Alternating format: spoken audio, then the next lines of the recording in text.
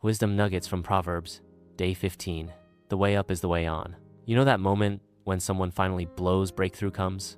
The job lands, money enters, or connections open, and all of a sudden, everything changes? They begin to eat and drink excessively, sleep more than usual, throw discipline out the window, and slowly, without even knowing, start drifting back to where they came from. It's a very familiar pattern, and today's wisdom nugget tackles it head on. Proverbs 23, 19, 21. KJV.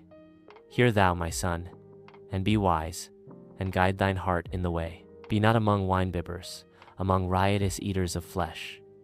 For the drunkard and the glutton shall come to poverty, and drowsiness shall clothe a man with rags. You see why I always say wisdom is not archaic? Look at the natural flow. We've been on a journey through Proverbs 23, from diligence, verse 5, to self-restraint, before kings, verse 6-8, to avoiding the trap of wealth without wisdom, verse 4.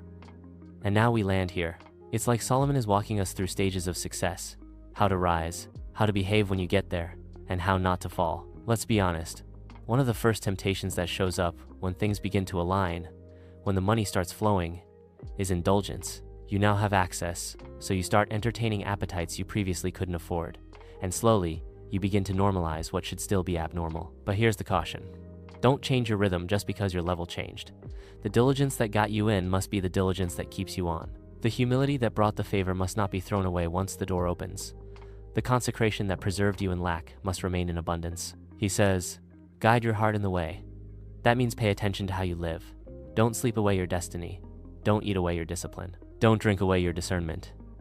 That's how men start well but finish poorly. Even Jesus, with all his power, was tempted to turn stones into bread.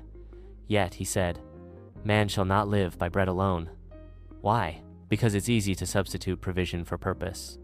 It's easy to let the comfort of now blind you to the responsibility of next. Look at Daniel and the Hebrew boys, in Babylon, in the palace, yet still set apart.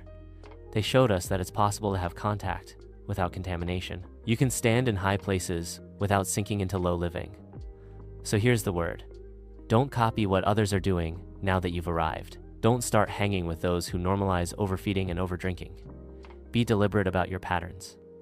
Don't adopt a lifestyle that contradicts your destiny. If you start sleeping too much now, the same rags you dropped will find their way back. Let's not pretend the temptation is real, but wisdom is louder. She's calling, and she says, my son, be wise. Stay awake, stay focused, stay clean. The way up is the way on. Be blessed.